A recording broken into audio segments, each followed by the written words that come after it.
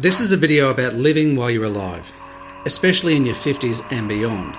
But it's also about carelessness and how just recently my life came within a millimetre of ending prematurely because of my own carelessness.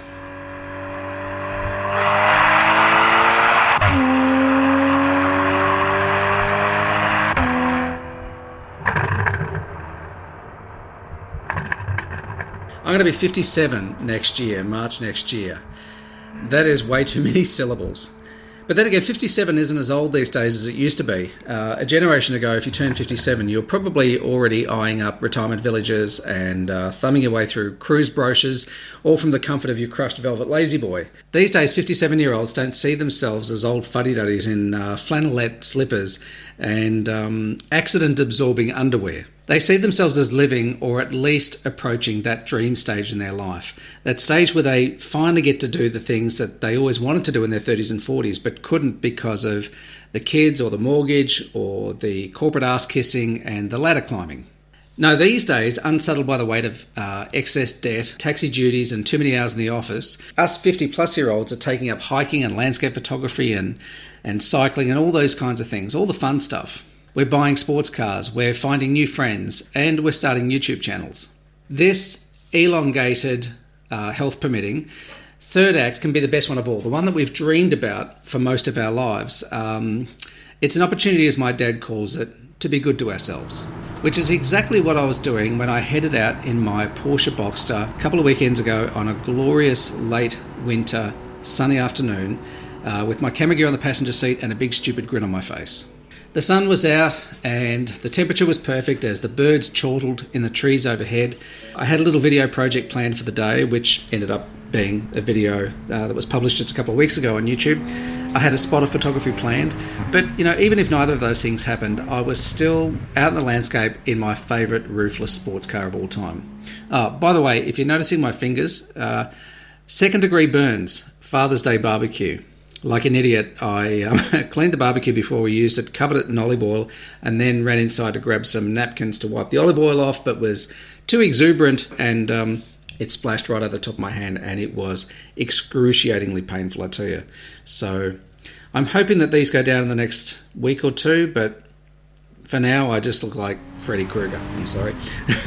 Anyway, so a couple of set days ago, I'm having the time of my life, driving through the mountains in my Porsche Boxster, thinking to myself, it's taken me 40 years of hard work, a trio of significant setbacks, 2 divorces, a heart attack, but I'm finally living the life that at least partly resembled what I dreamed about as a young man, notwithstanding the, private jets and rolling in a bathtub of money, which is what I used to dream about, like an idiot.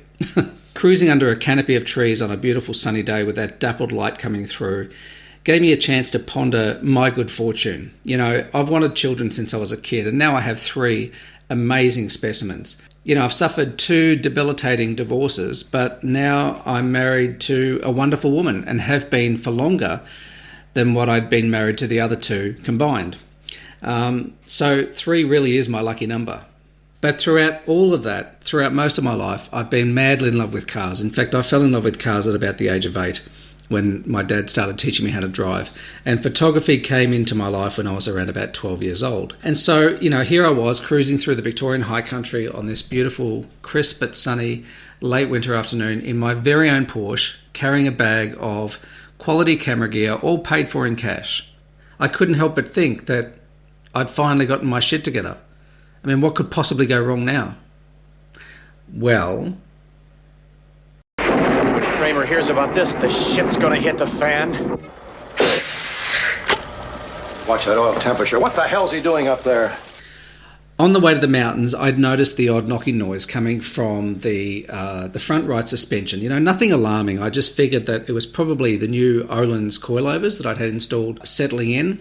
It came and went, but it never felt particularly serious. And in any case, once I arrived at my filming location, any concerns I had about the noises coming from the front of the car vanished. As I got busy setting up my camera gear and my audio gear for the footage that I wanted to shoot going up the mountain. And then once I headed up the mountain, I just sort of went into full, driver, filmmaker sort of headspace, doing my best to capture the look and feel of driving a Porsche up through the mountains. And so I didn't give it another thought. Everything worked out as I'd planned. I had more than enough footage to create the video that I wanted. I even saw llamas. It was just a perfect afternoon. But then I headed back onto the freeway and immediately something felt off. My steering wheel was off by about, 10 degrees or so. And worse, the steering had a loose sort of a feeling, not like the steering wheel itself was loose, but the amount of purchase that I was getting from the front end of the car, driving down the road, felt like a 1970s saloon with high-profile tyres. It just didn't feel right. At first I thought I'd suffered a flat tyre, so I pulled over in the emergency stopping lane, got out of the car, walked around, checked all the tyres, and everything was fine. So I thought, maybe I'm just imagining this. Maybe there's something else that is not fatal, but I can check it out when I get home. So I got back in the car and I continued on my journey. But then the knocking noise returned as well. I pulled over again, whipped out my phone and started Googling what the possible cause could be of this knocking noise in the front right-hand side of my car. And I know this is not the smartest thing to do, but after a little bit of looking around, I sort of figured that it was probably a tie rod end that had become damaged from an egregious pothole on our horrible, bumpy, potholed roads. Or maybe it was damage caused by the now removed iBark lowering springs, which were pretty harsh on the car.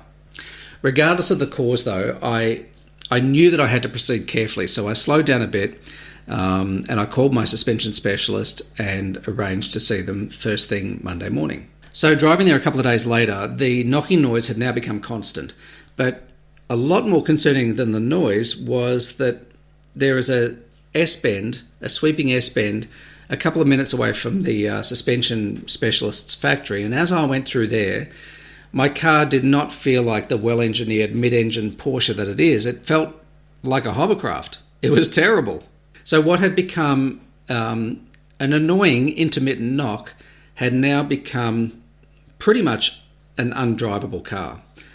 The steering was definitely way off. There was something critically wrong. So I drove very gingerly the last couple of kilometres to the factory and parked it and left it with them, caught an Uber back home, and that was the end of it for that day. Thankfully, I made it the remaining 2 kilometres or so to the factory without any further incident, which was very, very lucky because the call that I received later that day showed just how close I'd come to blending myself and my car in with the high country scenery just 2 days earlier. The nut holding the tie rod end to the wheel carrier on the driver's side was literally a thread turn away from parting company with that wheel carrier.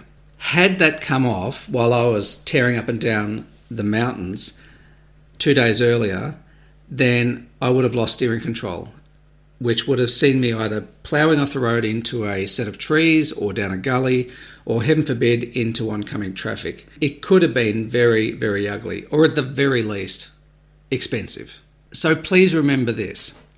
If your car makes any knocking or rattling noise when you hit any imperfections in the road, or your steering feels a little bit vague, get it checked out ASAP, because once a nut or a bolt works its way loose in your car, there's no way of knowing just how quickly it will work its way completely loose. The bottom line is I was lazy and careless. I should have gotten under the car and checked out what the story was a lot more thoroughly once that noise started becoming more persistent. And certainly once the steering went off by a few degrees, then I should have been sufficiently concerned to arrange a tow truck, or at least some other way of guaranteeing that I was going to get home safely and not run the risk of hurting myself or other people on the road. I caught a lucky break that weekend, but it could have been so much worse. I mean, my kids could have ended up spending the rest of their lives without a dad. My parents might have ended up having to grieve the loss of a child. My wife would have had to go and find another husband, someone younger, richer and better looking than me. It could have been a real disaster. So by all means, live while you're alive. Absolutely. Take up a new hobby, like photography. Find some new friends.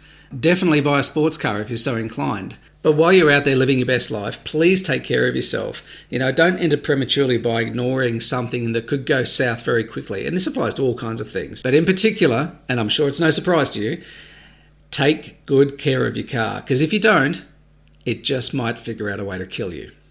Anyway, thanks for watching. Click my head if you want to subscribe to this channel if you haven't already. A couple of videos either side of me that you might like to watch. Hope to see you in the next one. Bye for now.